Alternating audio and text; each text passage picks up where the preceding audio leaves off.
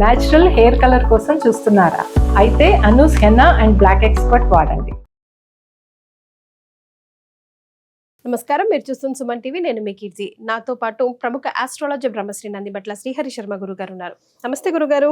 వాగర్థావివ సంపృక్తౌ వాగర్థ ప్రతిపత్తయే జగతః పితరౌ వందే పార్వతీ పరమేశ్వరౌ.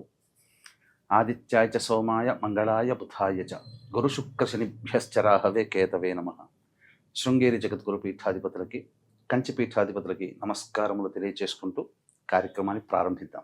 గురుగారు, సంక్రాంతి అంటేనే చాలా పెద్ద పండుగ కదా. అందరం ఆనందోత్సాహాలతో జరుపుకునే పండుగల్లో సంక్రాంతి చాలా పెద్ద పండుగ. అయితే నేను విన్నాను గురుగారు, ఈ రోజు మాత్రమే, అంటే ఏడాది మొత్తంలో సంక్రాంతి రోజు మాత్రమే మరీ ముఖ్యంగా చేసుకునే దానాలు ఉన్నాయట. చాలా రహస్య దానాలు అవి. అంటే చాలా చాలా ఇంపార్టెంట్, జన్మ జన్మల పాపల్ని పటాపంచలు చేస్తాయి ఈ దానాలు గనుక సంక్రాంతి రోజే మనం అంతా చేయగలిగితే అని విన్నాను. ఇందులో నిజమెంత? ఒకవేళ నిజమైతే ఎలాంటి దానాలు చేయాలి గురుగారు? మనకు ఉన్నటువంటి అనేక పర్వదినాలలో సంక్రాంతికి పెద్దపీటమ్మ. ఎందుకనంటే దేవతలకి మేల్కొలుపు, అంటే మేల్కొలుపు ఇన్ ద సెన్స్ వారు ఉదయించే రోజు అని అర్థం. అంటే దేవతలు నిద్ర నుంచి మేల్కొనేటువంటి రోజు. కాబట్టి దేవతలంతా కూడా మనల్ని ఆశీర్వదించే సమయము ఈ యొక్క సంక్రాంతి పుణ్యకాలం. కాబట్టి ఈ మకర సంక్రమణం రోజున దేవతలు మేల్కొనేటువంటి సమయం, సమస్త ముక్కోటి దేవతలు కూడా. కాబట్టి ఈ సమయంలో మనం కొన్ని దానాది కార్యక్రమాలు అనేటువంటివి, అలాగే ఈ రోజున కొన్ని చేయాల్సినటువంటి పనులు, అందులో ముఖ్యంగా దానాది కార్యక్రమాలు, మరీ ముఖ్యంగా ఒక విశేషం కూడా ఉందమ్మా. అయితే చెయ్యకూడని పనులు కూడా కొన్ని ఉన్నాయి సంక్రాంతి రోజు. కాబట్టి వీక్షించేటువంటి సుమన్ టీవీ ప్రేక్షకులు ఈ కార్యక్రమాన్ని ఆశాంతం వీక్షించండి. ఎక్కడా కూడా మీకు లభించినటువంటి అతి రహస్య పురాతన గ్రంథము నుంచి మీకోసమై మీరందరూ కూడా సుఖ సంతోషాదులతో ఈ సంక్రాంతి భోగి భాగ్య పంటలతో మీరందరూ కూడా ఆనందంగా జీవించాలనే సదుద్దేశంతో మాత్రమే కేవలం మీకు మీరు చేసుకోగలిగేటువంటి అతి సామాన్యమైనటువంటి పరిహారాలు ఇక్కడ కేవలం భక్తి, విశ్వాసము, నమ్మకముతో ఆ యొక్క దేవతానుగ్రహం మనకు కలగాలనే సదుద్దేశంతో మీరు చేసుకునేటువంటి పరిహారాలే మీకు తెలియజేస్తున్నాను. కాబట్టి కార్యక్రమం ఆశాంతం వీక్షించండి. ఈ యొక్క సంబంధించినటువంటి వివరాలు మీకు నచ్చినట్లయితే మీ యొక్క బంధువులకి, స్నేహితులకి, హితులకి, మీకు తెలిసిన వాళ్ళకందరికీ కూడా మీ గ్రూపులలో ఫార్వర్డ్ చేసుకోండి. ఎందుకంటే అందరూ పొందే పుణ్యంలో భగవంతుడు మీకు కొంత వాటా ఇస్తాడు, సమస్యే లేదు. కాబట్టి చక్కగా ఆశాంతం వీక్షించండి. సంక్రాంతి పర్వదినం రోజునమ్మ ప్రధానంగా చేయవలసినటువంటి మనకందరికీ గుర్తొచ్చేటువంటిది పిండ ప్రదానము, తర్పణాది కార్యక్రమాలు, వస్త్రదానము, కొన్ని దానాది కార్యక్రమాలు 2. ఇక 3వ సెగ్మెంట్ వచ్చేసేసరికి ఈ రోజున అతి రహస్య శివరహస్య గ్రంథంలో చెప్పబడినటువంటి చిన్న పరిహారం. ఇది చేసుకోవడం ద్వారా అమోఘమైనటువంటి భోగభాగ్యాలు మనకు కలుగుతాయి. కాబట్టి ఇక్కడ ముఖ్యంగా సంక్రాంతి అంటేనే తైలాభ్యంగన స్నానం, సూర్యోదయం కంటే ముందే నిద్రలేచి ఒంటికి నువ్వుల నూనెను పట్టించి స్నానం ఆచరించాలి. ఇంటిల్లిపాది గౌణ కాలము, అంటే సూర్యోదయం తర్వాత క్షమార్హమైనటువంటి కాలము 30 లేదా 40 నిమిషాల వరకు, ఈ లోపలైనా కానీ చేయాలి. ఇక ఇది చేసిన తర్వాత ఇంట్లో దీపారాధన చేయాలి. పెద్దవాళ్ల చిత్రపటాలకి సంబంధించినటువంటిది ఈ రోజున పూర్తిగా బూజు దులిపి చక్కగా శుభ్రం చేసి బొట్లు అలంకరణ చేయాలి. పెద్దవాళ్ళ చిత్రపటానికి ఈ చూపుడు వేలుతోనే మనం బొట్టు పెట్టాలి. తర్వాత ఆ చిత్రపటానికి పూలమాల వేసి దీపారాధన చేయాలి.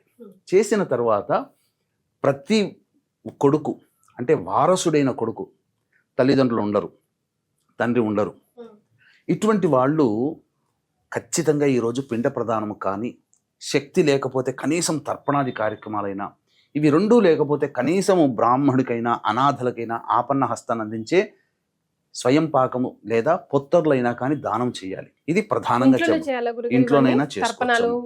ఇవన్నీ కూడా బ్రాహ్మణుని పిలిపించి చేయొచ్చు. లేదు ఒకవేళ మనకు అవకాశం లేదండి, మనకు ఈ ఇంట్లో పిల్ల పాపలతో ఇదంతా కాదు, కూడదు, మనం చేసుకోలేకపోతున్నాము అనంటే ఈ యొక్క సంక్రాంతి పర్వదినం రోజుననే మనం కాశీక్షేత్రంలో మన పీఠమాధ్వర్యంలో బ్రాహ్మణుని కర్తగా పెట్టి తండ్రి వైపు 3 తరాలు, తల్లి వైపు 3 తరాలలో మరణించిన వారి ఆత్మతృప్తి కోసం పిండ ప్రదాన కార్యక్రమం, తర్పణాది కార్యక్రమాలు చేయిస్తున్నాం. ఇది ఈ యొక్క సంక్రాంతి పండుగ రోజున 15వ తారీఖు రోజున చేయిస్తున్నాం. అలాగే పుష్య అమావాస్య కూడా పిండ ప్రదానం చేసుకోదగినటువంటి కాలం కాబట్టి ఆ యొక్క పుష్య అమావాస్య రోజున కూడా పిండ ప్రదానం జరిపించి సాయంకాలం ప్రదోషకాల సమయంలో సర్వదోష నివారణ పూజలు హోమాలు అనేటువంటి, ఎందుకంటే ఆదివారం అమావాస్య 18వ తారీఖు అయింది.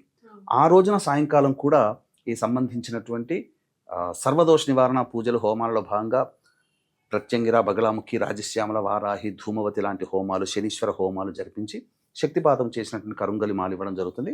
ఈ కార్యక్రమంలో మీరు నమోదు చేసుకోదలిస్తే స్క్రీన్పై కనిపిస్తున్న నెంబర్కి కాంటాక్ట్ చేసి గోత్రనామాదులు నమోదు చేసుకోవచ్చు.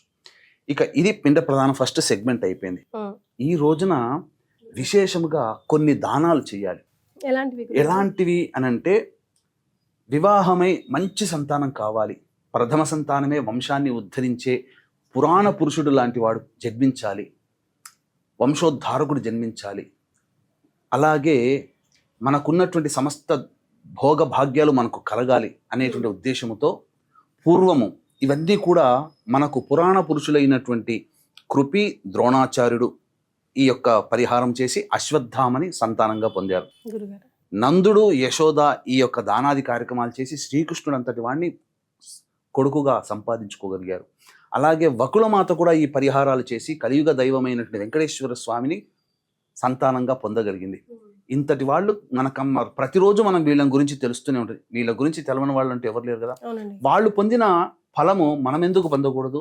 అందుకనే వీక్షించేటువంటి సుమన్ టీవీ ప్రేక్షకులు వివాహమై సంతానం కోసం ఎదురు చూస్తున్న వాళ్ళు, ఆల్రెడీ సంతానం కలిగి మళ్ళీ మంచి సంతానం కోసం ఎదురు చూస్తున్నటువంటి వాళ్ళు ఈ రోజున నువ్వుల నూనెతో లేదా నువ్వుల పిండిని ఒంటిని దట్టించి అభ్యంగన స్నానం ఆచరించి అప్పుడు దానాది కార్యక్రమాలు చక్కటి బ్రాహ్మణుని పిలిపించి, వేద పండితులైన ఉపాసనాపరులైన మంచి బ్రాహ్మణుని పిలిపించి ఒక కుండలో పెరుగు, విసనకర్ర, చెప్పులు, గొడుగు, అలాగే ఒక కుండలో మంచి నీరు, ఆ నీటిలో పచ్చకర్పూరము, యాలకులు, లవంగాలు, కుంకుమ పువ్వు, ఇవన్నీ కూడా సుగంధ ద్రవ్యాలు, జాజికాయ పొడి, జాపత్రి, ఇవన్నీ వేసి ఆ యొక్క సుగంధ ద్రవ్యంతో కూడుకున్నట్టు అందులో కొన్ని పుష్పములు వేసి ఈ 4-5 వస్తువులు బ్రాహ్మణుడికి దానం చేయండి. ఇది ప్రధానంగా చెప్పబడినటువంటిది.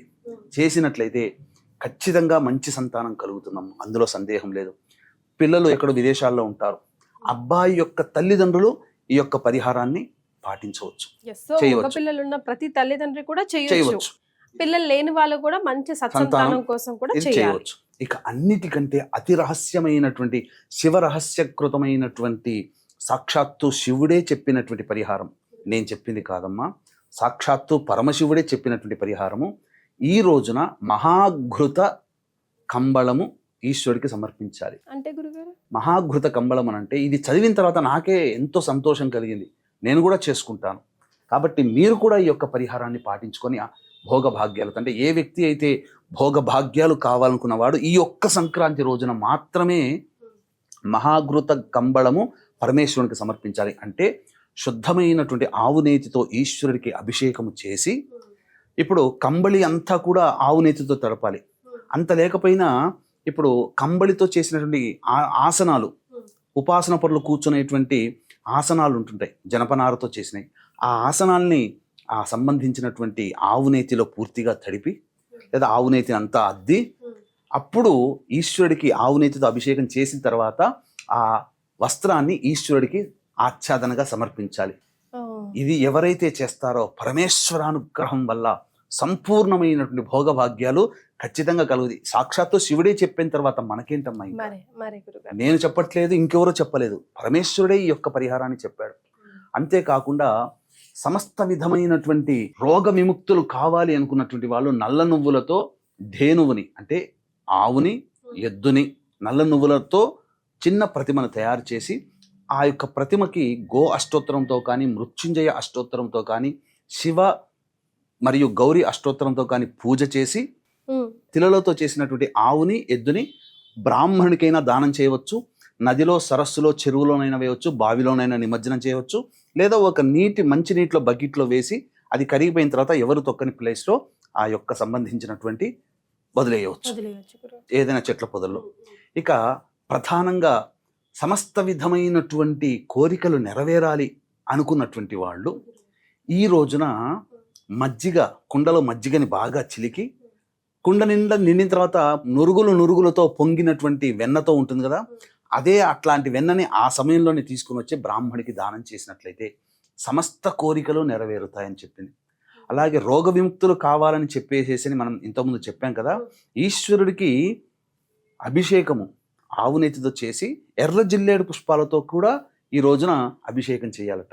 పైగా మకర సంక్రమణం జరుగుతున్నటువంటి ఈ రోజున ఖచ్చితంగా ఉదయిస్తున్నటువంటి సూర్యుడికి నమస్కారం చేసి సూర్యాయ నమః సూర్యాయ నమః అంటూ నమస్కారం చేసి అర్ఘ్యము 6 సార్లు కానీ 12 సార్లు కానీ ఆ యొక్క సూర్యుడికి అర్ఘ్యం ఇచ్చి తదనంతరం సూర్యాష్టకం కానీ ఆదిత్య హృదయం కానీ 6 సార్లు పఠించాలి. చాలమ్మ. ఇవన్నీ చేసినటువంటి మానవుడికి సకలమైనటువంటి భోగభాగ్యాలు కలుగుతాయి. ఈ విధంగా ఆచరించవచ్చు. ప్రతి ఒక్కరు కూడా చాలా చేయవచ్చు. ఈజీగా ఇంట్లోనే అన్ని అవైలబుల్ లో ఉంటాయి. ఈ రోజున ఎట్టి పరిస్థితుల్లో ధూమపానము, మద్యపానము, మాంసాహారము, దాంపత్యము అస్సలు పనికిరాదు. సూర్యోదయం కంటే ముందే ఖచ్చితంగా స్నానం చేయాలి. ఇది నియమం. చెయ్యకూడని పనులు ఇవి. కాబట్టి ఖచ్చితంగా పిండ ప్రదానము చేయాలి. దానాది కార్యక్రమాలు చేయాలట. 100 రూపాయలు ఈ రోజుల్లో లేని వాళ్ళు ఎవరు లేరు కదా. 100ని 5-5 రూపాయలు చేస్తే 20 వస్తాయి. ఎవరైనా ఇంటికి వచ్చినటువంటి వాళ్ళకి అందరికీ కనబడ్డ వాళ్ళకి అనాథలకి ఆపన్న హస్తంగా 5-5 రూపాయలు దానం చేయవచ్చు. బిస్కెట్ బ్రెడ్ ప్యాకెట్లు అయినా దానం చేయవచ్చు.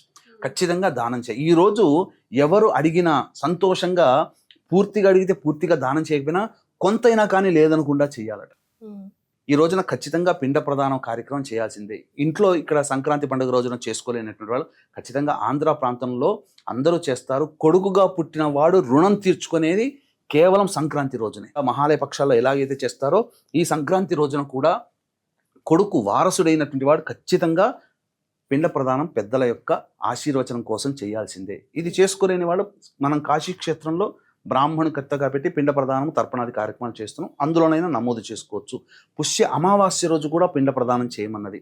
ఈ రోజునైనా చేసుకోలేని వాళ్ళు ఆ రోజున మన పీఠమాధ్యంలో జరిగేటువంటి పిండ ప్రదాన కార్యక్రమం, సాయంకాలం పూట జరిగే సర్వదోష నివారణ పూజల్లో గోత్రనామాలు నమోదు చేసుకోవచ్చు. సో సంక్రాంతి రోజు మాత్రమే ముఖ్యంగా వంశోద్ధారకుడు ఉండాలన్నా, ఉన్నవాడు మంచిగా ఉండాలన్నా కూడా చేసుకోవాల్సిన పరిహారాలు, రహస్య పరిహారాలు ముఖ్యంగా సంక్రాంతి రోజు మాత్రమే చేయాల్సినవి. చాలా చాలా సింపుల్. మనం ఎవరైనా ఇంట్లోనే అవైలబుల్ ఉన్న వాటితో చేసుకోవచ్చు. చేసుకుంటే అనంత పుణ్యం కూడా లభిస్తుంది అంటున్నారు గురుగారు. చాలా సంతోషం గురుగారు. ధన్యవాదాలు. సర్వం శ్రీ ఉమామహేశ్వర పరబ్రహ్మార్పణమస్తు.